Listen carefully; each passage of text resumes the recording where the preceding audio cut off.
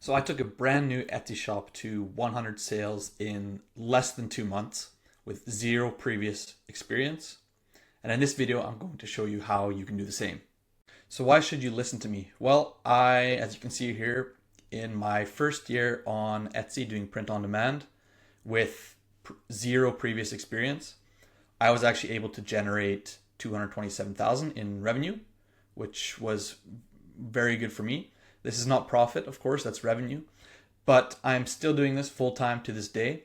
And I took a look back at what my first year was like to analyze how I actually got my first 100 sales so quickly. And I put together this video so that by the end of it, you'll have a action plan as to what you can do to implement key things that will help you achieve it in the fastest time frame possible. So I created a five-step system based off what I could analyze by looking back on it. And hopefully you can apply this to your own current situation. So without further ado, let's just hop right into it. So just before we hop into the five-step system, I just want to preface that I did not know any of these things when I actually started out. So I had to kind of actually just learn the hard way.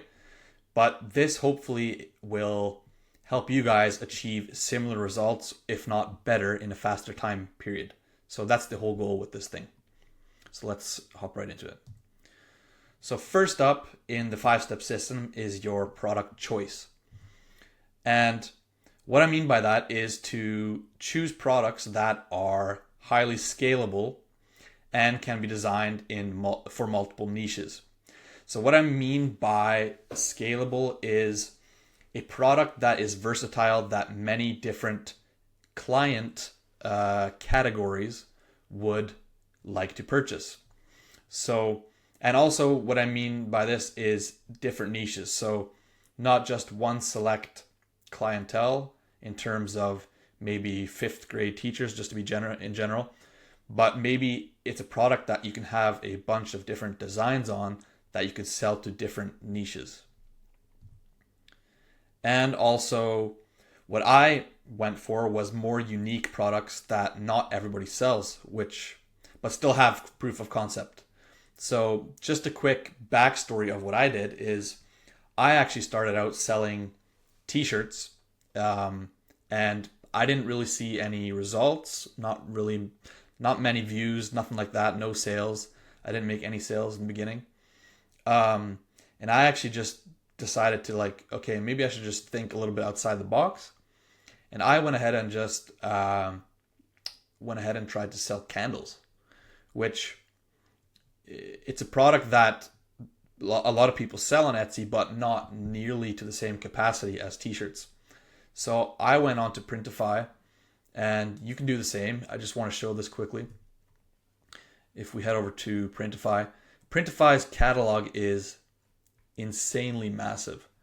They have just a ton of different products that you can sell. And so this is something that I think is key. I went ahead and just looked around on Printify and I would look through the home decor, obviously, and found candles. And this is basically what catapulted me to making my first sales.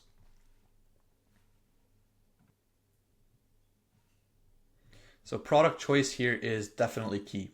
Another thing that is key, which brings me to the next point, is the listing timing.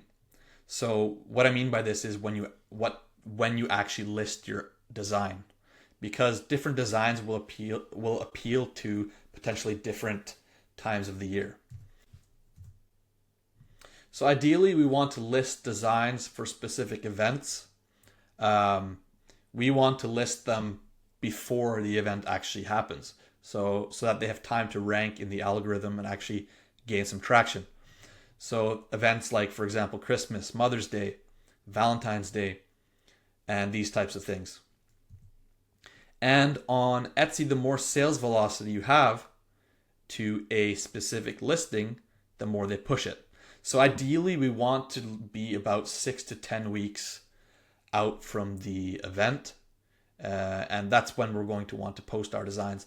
And that brings me back to what I did.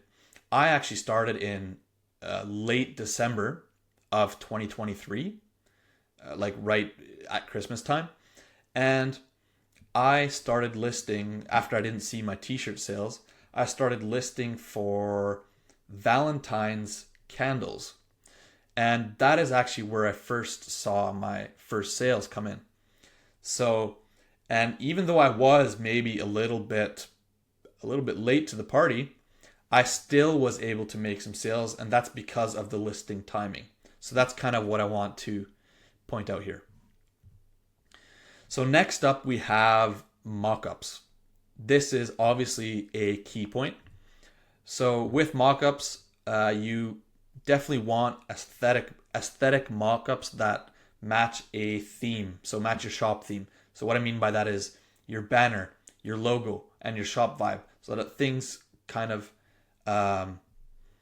coexist and make sort of a brand feeling.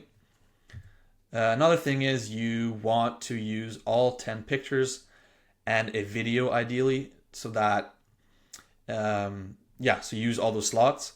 And obviously don't just use those slots to use them, but make sure that your mock-ups answer all potential questions that a potential customer could have, as well as like for example, your candle size, if candles are the things you're selling, your candle sizes, your burn time, your scent definitions, where it's produced, all these types of things.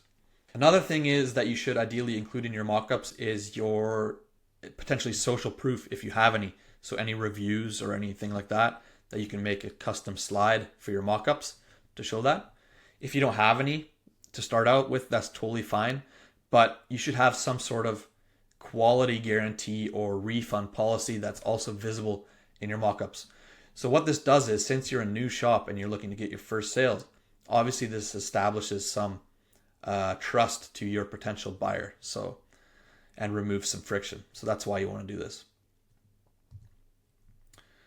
So next up, SEO. Obviously SEO is search engine optimization, and basically what SEO will do is help people find your listing on Etsy. So to do this, you obviously want to figure out what people are searching for. That's a key point, obviously. If they can't find your product, then obviously you're not going to make a sale. So use a tool like Everbee to analyze keywords and use the search bar method. I'll show this to you right after this. But also combine as many long tail keywords as possible in your title, and make sure that all your tags are filled out and all of your product information in your Etsy listing. So that's key. So what I'm going to do is I'm just going to pop over back to Etsy and just show how the Everbee tool works. All right, so we are in Etsy, and the nice thing about Everbee is that you can obviously analyze a shop, or analyze a listing. So what you can do is click on the bee icon on the product that you found, and it'll actually pop up a kind of an overview of what the different keywords they have in their tags, and it'll show you the search volume that those specific words have, as well as the competition. So this is obviously a powerful method, and this is something I did to start out with. I went ahead and invested in Everbee, which I would recommend, so that you can basically get a head start, right? And get selling as fast as possible. So you have that method, and also the method that works very, very nicely. And these are just basic methods, but another method that works very well is the search bar, right? So based off a design or a specific niche that you're targeting. So for example, in this case, Mother's Day, you can start searching Mother's Day in the search bar, and you'll see that a bunch of terms or search terms pop up, and it'll show the monthly search volume. And you can also click on the See More tab to